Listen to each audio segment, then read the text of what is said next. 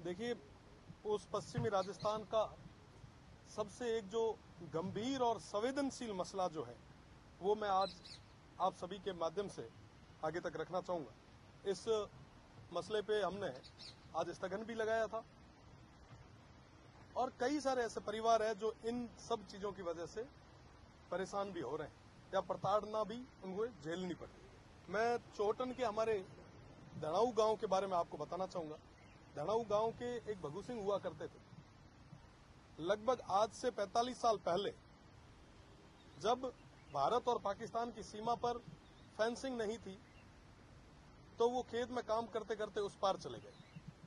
पाकिस्तान के रेंजर्स ने उन्हें गिरफ्तार कर लिया और आज भी 45 साल बाद भी हम लोग ऐसे कई सारे लोग हैं जिन्हें अभी तक वापस नहीं ला पाए।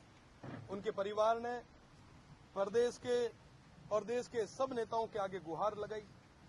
थोड़े दिन पहले उनके परिवार से कुछ लोग आए, उन्होंने कहा कि 45 साल हो गए, अब हमें प्रदेश की सरकार और देश की सरकार पे भरोसा है कि वो कुछ न कुछ कदम उठाएंगे। ऐसे मामलों को प्रदेश की सरकार के सामने, प्रदेश के सबसे बड़ी पंचायत में आप रखें।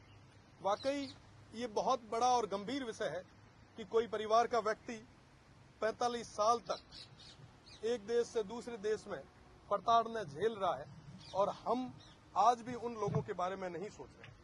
मैं बताना चाहूंगा कि लक्ष्मी कंवर से उनकी शादी हुई थी। लगभग अब लक्ष्मी कंवर जी की भी उम्र 60 साल हो गई है। आज भी वो इसी इंतजार में है कि प्रदेश की सरकार, हमारे नुमाइंदे, हमारे जनप्रतिनिधि इस बारे में बात करेंगे और उन तमाम लोगों को जो हमारे लोग हैं किसी कारणवश भूलवश उस तरफ चले गए हैं उनको छुड़वाने का प्रयास करेंगे। साथ ही साथ क्योंकि मैं भारत और पाकिस्तान की सीमा से आता हूं, मेरी जो लोकसभा और विधानसभा क्षेत्र है वो बॉर्डर पे है। सीमांत के कई सारे लोगों का उस पार संबंध भी रहा है।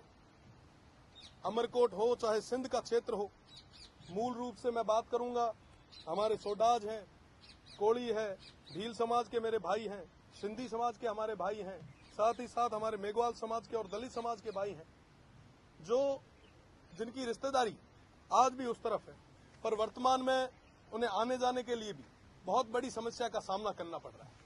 आप देखेंगे कि वहां जाने के लिए, वीजा के लिए इन तमाम लोगों को दिल्ली के कई बार चक्कर निकालने पड़ते हैं, दर दर की ठोकरें खानी पड़ती है। अपने आप में ये बहुत बड़ा एक चिंता का विषय है। आजादी के समय पाकिस्तान में 16% हिंदू हुआ करते थे।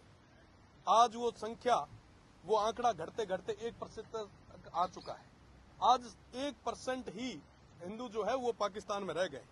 साथ ही साथ मैं गुजरात और राजस्थान के 4 लाख उन परिवारों की बात करूंगा जिनका संबंध रोटी और बेटी का उस पार है।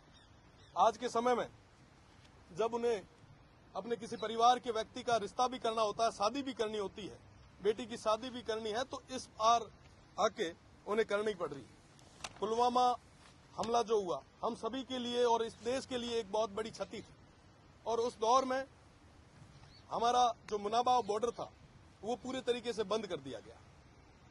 पुलवामा अटैक से पहले हमारे जो लोग थे वो थार एक्सप्रेस के माध्यम से, जो कि स्वर्गीय जसवंत सिंह जी ने शुरू की थी, 2006 से लेकर 2019 तक वो थार एक्सप्रेस चली और उस थार एक्सप्रेस में कई सारे लोग जो उस पार थे यहां आके अपने परिवार से जुड़े और साथ ही साथ कई सारे बिछड़े लोग मिले। कई सारे व्यक्ति ऐसे थे, कई सारे बुजुर्ग ऐसे थे जो पहली बार भारत आ सके। थार एक्सप्रेस की बदौलत पाकिस्तान से कई सारी अस्थियां हिंदुस्तान आ पाई, उन्हें हरिद्वार नसीब हो पाया। पर पुलवामा अटैक के बाद में थार एक्सप्रेस पूरे तरीके से बंद हो गई। अटारी और बाघा बॉर्डर खोल दिया गया। वर्तमान में सबसे ज्यादा पाक विस्थापित जो है वो बाड़मेर और जैसलमेर में है। आज उन्हें अटारी से होके उस ओर जाना पड़ रहा है। मेरा निवेदन प्रदेश की सरकार से और केंद्र की सरकार से है कि अटारी के तर्ज पर मुनाबाव बॉर्डर खोला जाए ताकि जो ये पाक विस्थापित है जो आज भी उस ओर यातनाएं झेल रहे हैं उन्हें आने जाने में कोई समस्या नहीं है। देखिए, जो पश्चिमी राजस्थान का बॉर्डर है वो सबसे शांत बॉर्डर है। कोई भी अवांछित घटना यहाँ नहीं हुई।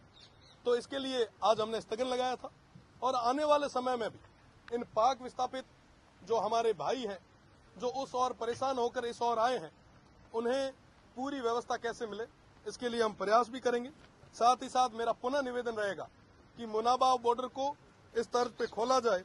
अगर पाकिस्तान अपनी जीरो लाइन तक, थोड़े दिन पहले 15 दिन पहले आपने देखा होगा कि जीरो लाइन तक वो अपनी ट्रेन ले आया है, तो क्यों नहीं हम भी एक ऐसा प्रयास करें ताकि हमारे लोगों को कम से कम समस्या हो।